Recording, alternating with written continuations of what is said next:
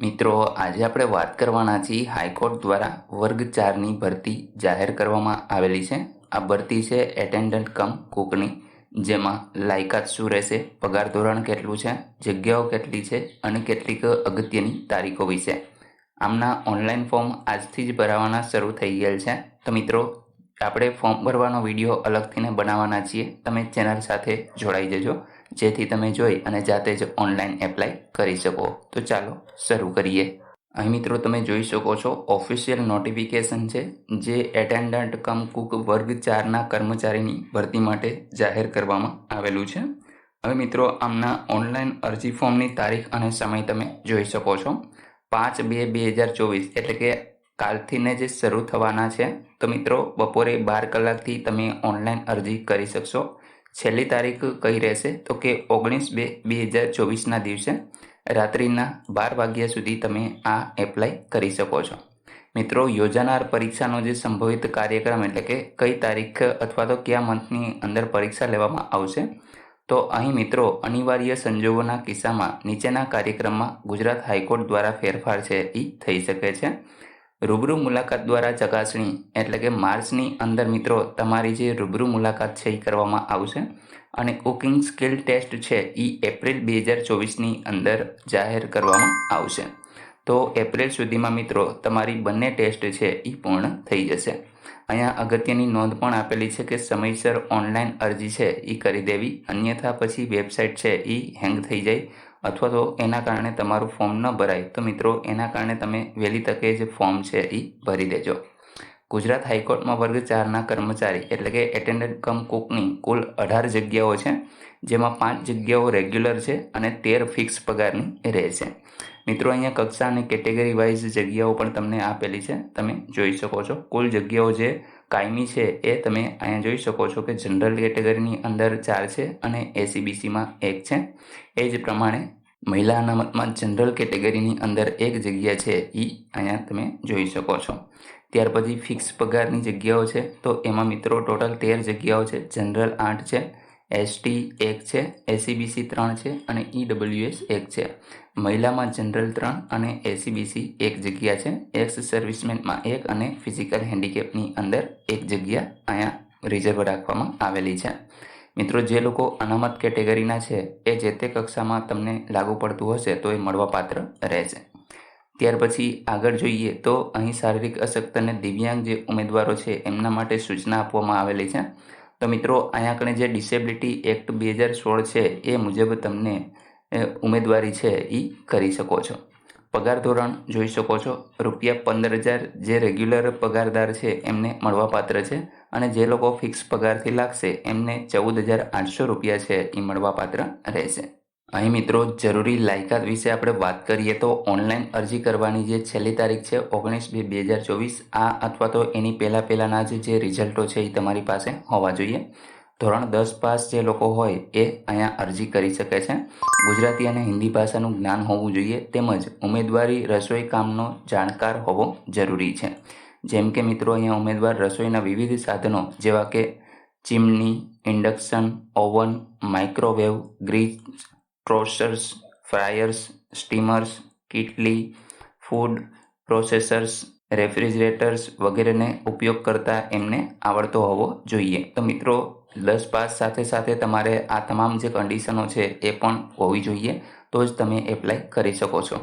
ઉમેદવારને રસોઈમાં વાપરતા વિવિધ પ્રકારના મસાલાઓની જાણકારી છે એ હોવી જોઈએ. તમામ પ્રકારની રસોઈનું જ્ઞાન હોવું જરૂરી છે. જેમ કે અહીંયા ગુજરાતી, પંજાબી, સાઉથ ઇન્ડિયન, શાકાહારી અને માંસાહારી, આ તમામ વસ્તુ અહીંયા તમે વાંચી શકો છો. તો એ તમને આવડતી હોવી જોઈએ. વધુ વ્યક્તિઓ માટે રસોઈ બનાવવાના સંજોગોમાં રસોઈનો સ્વાદ, સજાવટ તેમજ સ્વચ્છતા જળવાઈ રહે તે પ્રમાણમાં બગાડ થયા વગર રસોઈ બનાવવા આવડતું હોવું જોઈએ.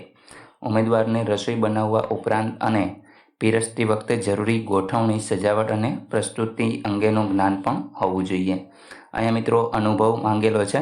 ઉમેદવાર પાસે કેન્દ્ર સરકાર, રાજ્ય સરકાર, કોઈ પણ કોર્પોરેટ સંસ્થા અથવા તો સશસ્ત્ર દળ અથવા કોઈ પણ સરકારી ઉપક્રમમાં રસોઈયા તરીકેનો ઓછામાં ઓછો 2 વર્ષનો અનુભવ છે એ હોવો જરૂરી છે. હવે મિત્રો આપણે વાત કરીએ કે અહીં પ્રાધાન્યતા કોને આપવામાં આવશે. તો જે ઉમેદવાર કેન્દ્ર અથવા તો રાજ્ય સરકાર દ્વારા માન્યતા પ્રાપ્ત કોઈપણ પ્રતિષ્ઠિત સંસ્થામાંથીને રસોઈયાનો ITI certificate, diploma course, degree course ધરાવતો હોય તેમને પ્રાધાન્યતા આપવામાં આવશે. એટેન્ડન્ટ કમ કુકની જવાબદારીઓ અહીં જોઈ શકો છો કે કઈ કઈ છે. તો મિત્રો આ જે છે એ તમે વાંચી લેજો. હું અત્યારે સમય ન બગડે એના માટે વાંચતો નથી. ત્યાર પછી વયમર્યાદા વિશે વાત કરીએ તો છેલ્લી તારીખ 19/2/2024 છે એ દિવસ સુધીમાં તમારા 18 વર્ષથી ઓછા ન હોવા જોઈએ અને 35 વર્ષથી વધુ ન હોવા જોઈએ. તે ઉપરાંત મિત્રો જે અનામત કેટેગરી છે એમને અહીં છૂટછાટ છે એ મળવાપાત્ર રહેશે. ત્યાર પછી મિત્રો પરીક્ષા ફી અંગેની વાત કરીએ તો પરીક્ષા ફી તમારે ઓનલાઈન ભરવાની રહેશે.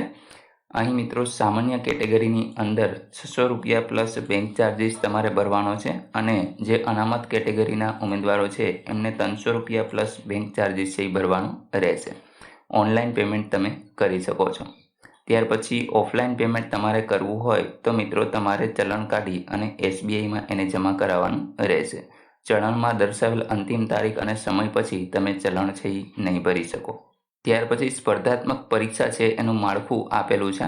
તો અહીં મિત્રો જે રૂબરૂ મુલાકાત દ્વારા ચકાસણી કરવામાં આવશે અને એક છે કુકિંગ સ્કિલ ટેસ્ટ, એટલે કે તમારે કોઈ પણ વાનગી બનાવવાની કહે તો એ બનાવી અને એનો ટેસ્ટ કેવો છે એ જાણી અને ત્યાર પછી તમને પાસ થયા કે નહીં એ પ્રમાણે રિઝલ્ટ છે એ જાહેર કરવામાં આવશે. જેમાં મિત્રો અહીંયા કણે તમે જોઈ શકો છો કે શું શું તમારે ધ્યાન રાખવાનું છે. તો અહીં ઉમેદવાર દ્વારા શિસ્તબદ્ધ, આજ્ઞાકારી, વ્યવસ્થિત, વફાદાર, સારી વર્તણૂક, નમ્ર, સ્વચ્છ, પહેરવેશ, મુદ્રું, ભાષી, પ્રતિબદ્ધ અને સહિષ્ણુ હોવા જરૂરી છે. એ જ રીતે અહીંયા નીચે પણ તમે જોઈ શકો છો કે આટલી જે માપદંડ છે એ તમારે પરિપૂર્ણ કરવાના રહેશે. જે ઉમેદવારે રૂબરૂ મુલાકાતમાં ઓછામાં ઓછા 40 ગુણ મેળવેલ હશે, 40% ગુણ, તો એમને જ અહીં કુકિંગ સ્કિલ ટેસ્ટ માટે બોલાવવામાં આવશે. તો એ પણ મિત્રો તમારે 40% ગુણ 50માંથી તો મેળવવાના જ રહેશે. એટલે કે 20 ગુણ છે એ ઓછામાં ઓછા તમારે મેળવવાના રહેશે. ત્યાર પછી કુકિંગ સ્કિલ ટેસ્ટ છે તો એનો પણ અહીંયા સિલેબસ તમે જોઈ શકો છો, જે પણ 50 ગુણની રહેશે. ત્યાર પછી મિત્રો ઓનલાઈન અરજી કરવાની રીત આપેલી છે. તો એના વિશે આપણે એક અલગ વિડીયો છે એ બનાવવાના છીએ. તો તમે ચેનલ સાથે અવશ્ય જોડાઈ જજો જેથીને કોઈ પણ માહિતી તમારા સુધી પહોંચતી રહે. મિત્રો આશા રાખું છું કે આ વિડીયોની અંદર તમને હાઈકોર્ટ ભરતી વિશે તમામ માહિતી મળી ગઈ છે. તેમ છતાં પણ કોઈ પ્રશ્ન હોય તો કોમેન્ટ દ્વારા પૂછી શકો છો. વિડીયોને લાઇક કરજો, તમારા મિત્રો સુધી શેર કરજો અને ચેનલને અવશ્ય સબસ્ક્રાઈબ કરી લેજો જેથી આવી કોઈ પણ માહિતી આપ સુધી પહોંચતી રહે. વિડીયો જોવા બદલ આપનો ખૂબ ખૂબ આભાર. મળીએ એક નવા વિડીયો સાથે. ત્યાં સુધી જય હિન્દ.